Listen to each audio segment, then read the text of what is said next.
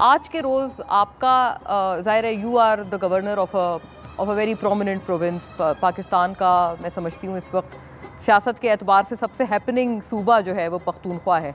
आपका 23 मार्च कैसा गुजरा, और 23 मार्च के मौके पे ये भी बताएं कि आप कैसा पाकिस्तान चाहते हैं, क्योंकि आई एम श्योर जब हम बात करेंगे कई सारी चीज़ें आपकी तरफ आएंगी और आपको लोग देखेंगे कि आप इनमें कुछ बेहतरी लाएं या कुछ आप क्या कहते हैं वो ठंडी हवा का झोंका बने, जैसे ठंडी हवाएं अभी चल रही हैं। बिस्मिल्लाहिर्रहमानिर्रहीम।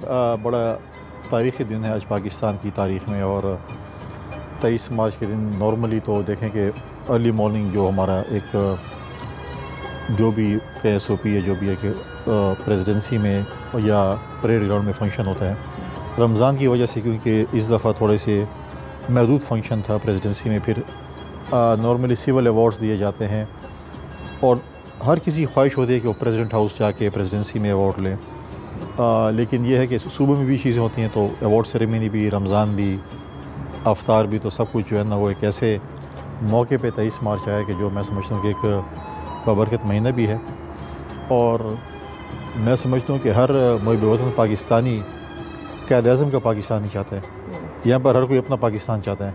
मैं चाहता हूँ कि मेरे मुताबिक जो मैं कहूँ वैसा पाकिस्तान हो, आपके अपनी ख्वाहिशात के मुताबिक पाकिस्तान हो, किसी और के अपने ख्वाहिशात के। लेकिन मैं समझता हूँ कि one point is that we need क़ायद-ए-आज़म का पाकिस्तान। बिल्कुल बिल्कुल, और हम सब की जो ख्वाहिश है वो अलाइंड ही है कायद के पाकिस्तान से। ज़ाहिर है हम तो यही चाहते हैं। कौन कहेगा कि हम उससे डिसअलाइनमेंट में, everybody is aligned with the same.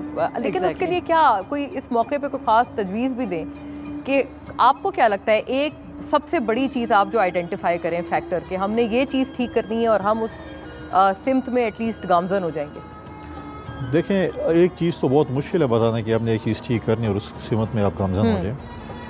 There is a lot of things to do, top priority. और उसमें यह है कि आप क्यों जिस शहर में बैठे हैं, आपको तो बहुत सी चीज़ों का, हमारे सूबे में जो हम जिस चीज़ों से गुजर रहे हैं, शायद उसमें बहुत सी चीज़ों का आपको इल्म ही ना हो, जो इस वक्त जो है वो आप मेरे ख्याल में कि आप KP में, और फिर मैं शायद बलूचिस्तान के भी कहूँ, आप किसी से पूछें कि आपको क्या चाहिए, वो इस वक्त तो सबसे पहले लोगों को अमन चाहिए, उसके बाद ही किसी चीज़ की डिसीजन करेंगे। अमन बहुत ज़रूरी क्योंकि है। आप अगर आज तरक्की की बात करें, बाकी चीज़ें बात करें, वो बिल्कुल लोग चाहते हैं, लेकिन वो लोग कहते हैं कि हम पहले अपने आप को पीसफुल तो करें, उसके बाद हो। जो सिचुएशन चल रही है बॉर्डर्स के ऊपर विद इन दी कंट्री, इस वक्त जो है मैं समझता हूँ कि वी नीड कौमी यकजहती चाहिए। और लोग कहते हैं कि इत्तेफाक, मैं कहता हूँ पहले एहसास होना चाहिए। एहसास होगा तो इत्तेफाक होगा।